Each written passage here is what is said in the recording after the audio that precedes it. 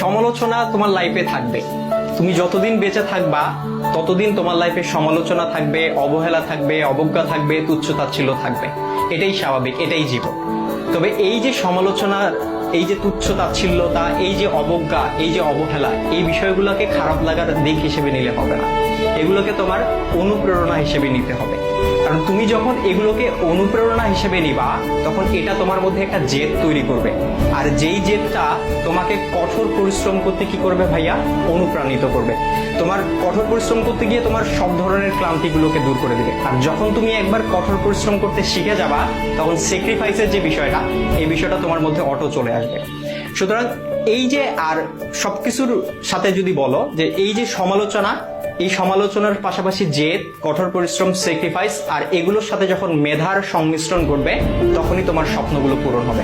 সুতরাং সমালোচনাকারীর এই যে সমালোচনা, এই যে অবজ্ঞা, এই যে অবহেলা, এই যে তুচ্ছ-তাচ্ছিল্যতা, এই বিষয়গুলোকে তোমরা কখনো খারাপ বিষয় হিসেবে নিও না, বা খারাপ